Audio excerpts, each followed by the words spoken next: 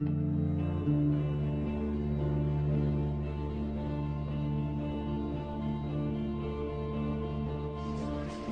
the very word music suggests this spiritual dimension. Its etymological root, muse, is the name of the spirit beings, daughters of Zeus, who the ancient Greeks felt were responsible for the inspiration of all art. Over 3,000 years later, this connection between muses, or spirits, and music hasn't just survived, it's thrived. The world of popular music virtually teems with artists who believe they are channelers for spiritual forces, guiding lights to the undiscovered of our subconscious.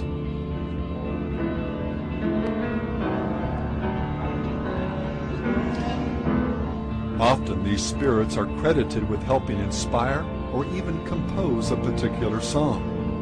John Lennon, for example, has stated, "When the real music comes to me, it has nothing to do with me, because I'm just a channel. It's given to me, and I transcribe it like a channel."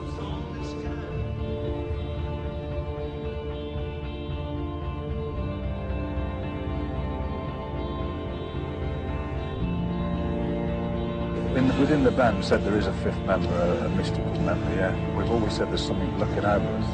And the only way that I can describe that, probably in its best, the best way for me is that when we were playing our first songs together, and especially our first the first 3 albums, for instance, we would literally show up in a room, and it was almost as if the songs were already written. That's why I like to call Black Sabbath a phenomenon, rather than a band. Yeah, although it is a rock and roll band, there's a phenomena involved there where that stuff just comes from somewhere, and it just so happened that we happen to be the ones that it came to.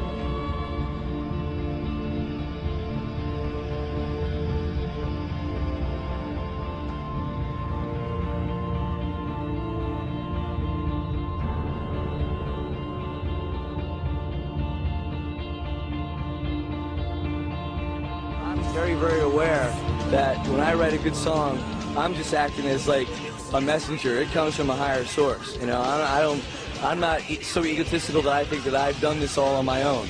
I'm very, very aware that there's a higher source sort of guiding me through this, and I'm just acting as a messenger. Self-interest.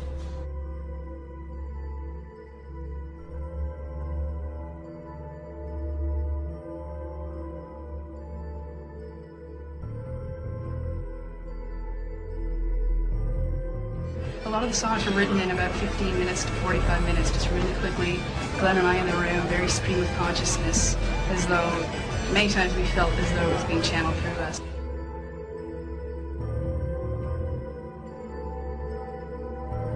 Later in life, Elvis would acknowledge that the strange powers that he'd wielded over his audiences were occultic powers that he'd received from the spirit world.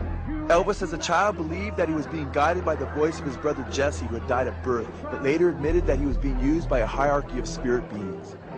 His close friend Larry Geller wrote that Elvis believed that he was working under the aegis of these masters, that they had helped him. Elvis admitted, "I always felt an unseen hand behind me. I heard that same voice and thought it was my brother. That's what I thought. I heard this guidance, guiding me all my life. That's why I'm here and why I'm doing this. This didn't just happen. This wasn't mere happenstance." Author Gary Herman stated that Elvis, quote, recognized the devil's part in his success.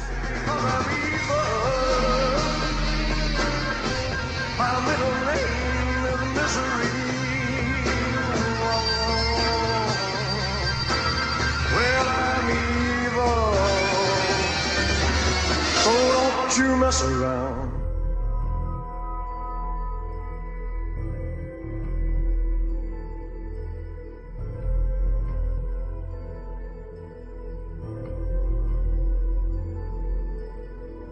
Now, there's a few different ways to look at backwards masking, and there's different types of what people call backwards masking. I'm not talking really about backwards masking, I'm talking really about backwards messages. In fact, one way to do it, which wouldn't require demons or higher intelligences to intercede, would be just to take straight words, take 7 or 8 words in a song, and reverse them. And then when you played it backwards, you would hear those words. But when you heard it forwards, what would you hear? You'd hear something backwards. It wouldn't make sense.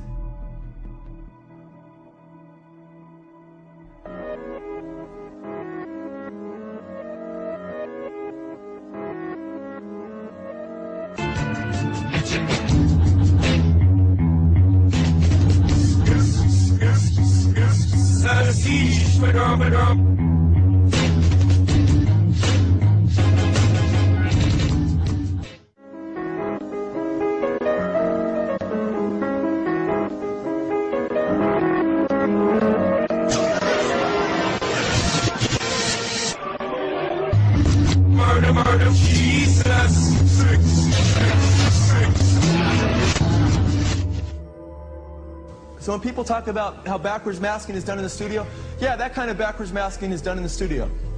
No problem. That's not what we're talking about. We're talking about when you hear music and lyrics forward, and then you hear those same lyrics backwards, and it's a message forward, and those same words are a message backwards. Okay? And we're not talking about 1 or 2 words. We're talking about sometimes over 15 words straight. We're talking on Stairway to Heaven right around 30 words. Okay? And we're not only talking about that, we're talking about a song that wasn't engineered to be heard backwards, but came right from the spirit world automatically. Okay? And then we're talking about, if you wanted to make lyrics backwards on a song, you're going to mess up that song forward pretty bad, right? Well, Stairway to Heaven is the most popular song in rock and roll. Led Zeppelin's Robert Plant felt that their most popular song, Stairway to Heaven, was given in much the same way. I was holding a paper and pencil, and all of a sudden my hand was writing out words. There's a lady who's sure all that glitters is gold, and she's buying a stairway to heaven. And she's buying a stairway to heaven. I just sat there and looked at the words, and then I almost leapt out of my seat. And it makes me wonder.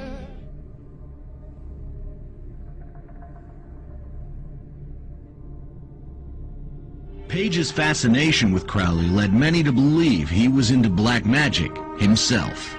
I think he was absolutely fascinated with the man and the knowledge of the will. I don't think, I mean, you know, he owned a lot of manuscripts, and he bought the Inverness Castle.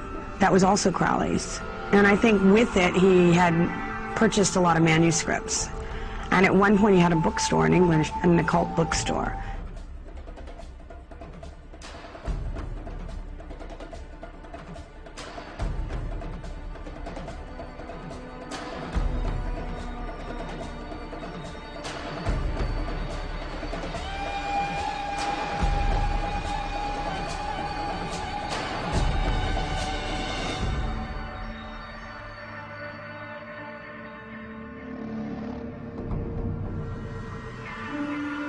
In an interview with Rolling Stone, Santana was more specific concerning the identity of this supernatural entity, identifying him as Metatron, the architect of physical life. His personal studio, a place he calls church, features candles, the word Metatron spelled out in intricately painted picture letters on the floor, and a yellow legal pad Santana uses to record the spirit's messages when they come to him like a fax machine.